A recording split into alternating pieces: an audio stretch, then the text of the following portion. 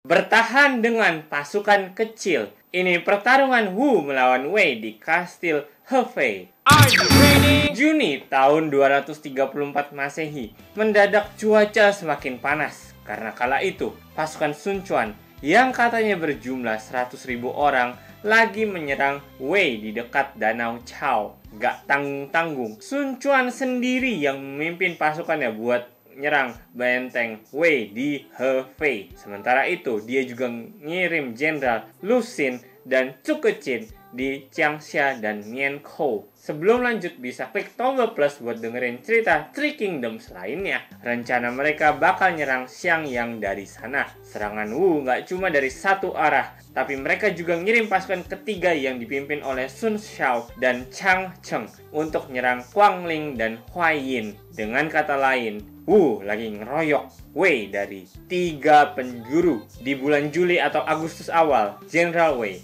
Manchung, pengen ngirim bala bantuan buat nguatin Chang Ying yang susah payah ngetahan serangan di Xincheng. Tapi Tian Yu malah gak setuju. Menurut dia, benteng Xincheng udah cukup kuat dan dia khawatir pasukan Wu malah balik arah nyerang pasukan bantuan Wei. Masalahnya, lagi banyak perwira Wei yang cuti. Makanya Manchung meminta biar mereka dipanggil balik untuk melawan Wu. Sayangnya, Kaisar Wei, Cao Rui, nggak ngerestuin rencana Manchung tersebut. Menurut dia, Hefei, Xiangyang, dan Gunung Qi adalah 3 titik pertahanan paling penting dalam perbatasan timur, selatan, dan barat Wei.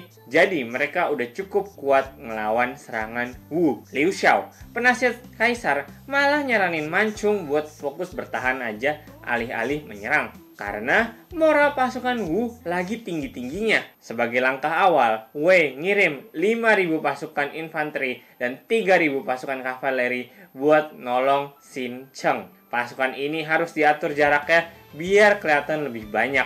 Terus pakai bendera dan genderang perang supaya bisa ngelabuhi musuh. Dengan trik ini, Liu Xiao yakin pasukan Wu bakal kabur pas ngelihat pasukan besar Wei datang. Strategi ini disetujui Cao Rui dan pasukan bantuan pun segera dikirim. Sekitar bulan Agustus atau September awal, Cao Rui sendiri yang turun tangan. Dia pimpin armada laut ke timur buat bantu Xincheng yang lagi dikepung. Manchung juga nggak tinggal diam. Dia nyuruh anak buahnya buat ngebakar alat-alat pengepungan Wu. Dan sialnya, keponakan Sun Quan, Sun Tai, tewas dalam pertempuran ini. Banyak tentara Wu yang sakit pas dengar kabar pasukan Cao Rui lagi OTW. Sun Quan pun mutusin buat ngebatalin serangan dan mundur. Sun Xiao dan Chang Cheng yang dengar kabar pamannya mundur juga langsung ikutin.